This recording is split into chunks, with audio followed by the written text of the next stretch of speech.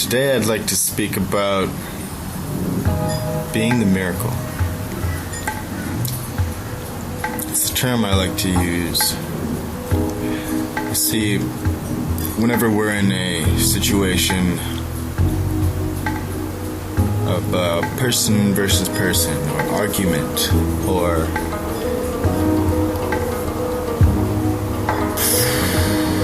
blame, spite, hatred, either from us or towards us, it's always it's a cycle, eye for an eye, So when I talk about being the miracle, I refer to that as it would take a miracle for one of the people to humble themselves.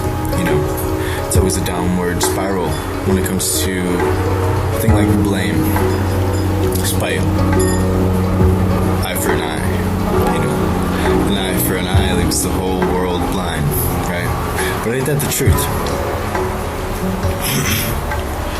So the miracle here, in these senses, is to forgive, or to silence the ego, and to be understanding. Very hard thing. Very, very, very hard thing to do, especially in the moment. So in the moment, we're caught up in our emotions, in our psychological values,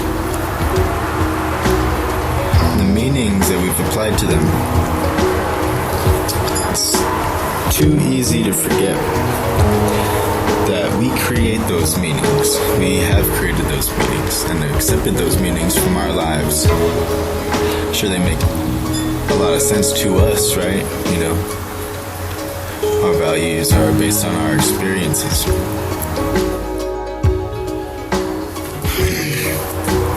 And it becomes ironic,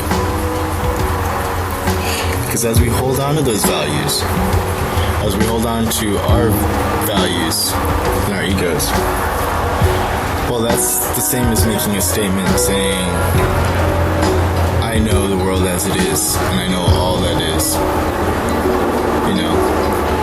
What is that old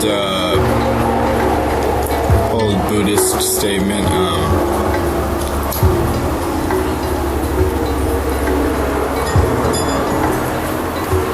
You can't fill a cup that's already full. First you have to empty your cup. To empty the cup is to be humble. That's why we meditate.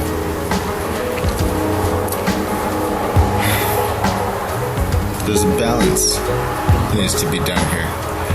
Because at the one level, you have to be practical in life. You do need values. You do need wisdom from your experience. But to argue those things over another person's values or another person's experience is to say that you've gone through their experience in their life, which is a lot. We might be able to relate to one another in our lives and in our experiences, but we cannot say that we truly understand.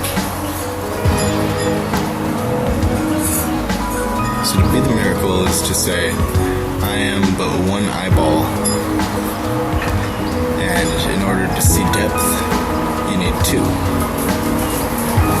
So when two people come together, it's really easy to get caught up in an argument.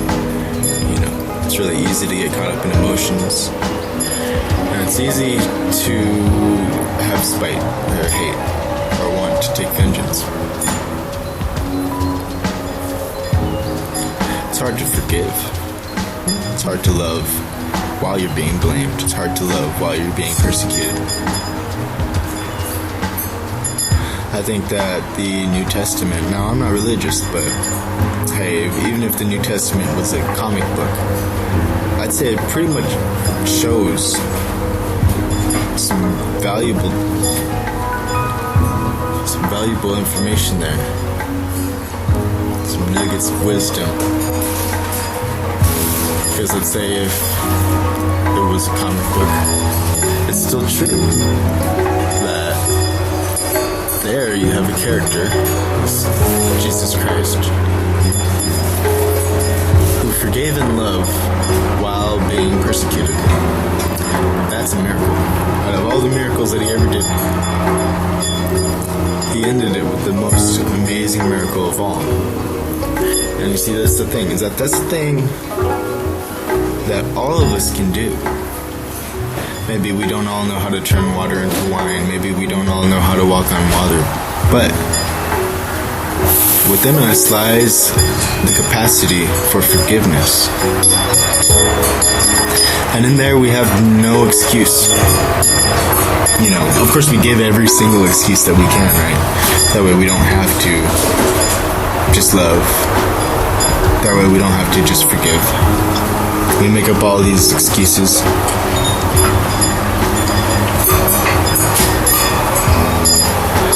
But it cannot be denied that if all of us had that will, that strength, that courage to forgive and love in anything, the world would be a better place. I like to say that this is an act of free will. Because, well, when we're in that blame game scenario, and always judging or looking onto the past, well, then we're caught in a mechanic structure. You know, it's very much an old ancient philosophy debate. They called it free will versus determinism.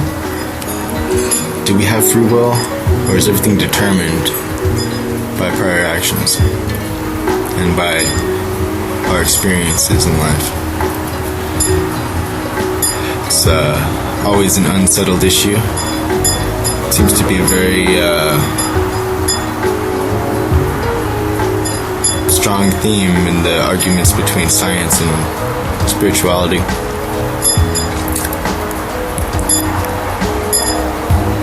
But if you practice it, you'll find that you can be that miracle, that you can provide that miracle for others, and you can teach that miracle.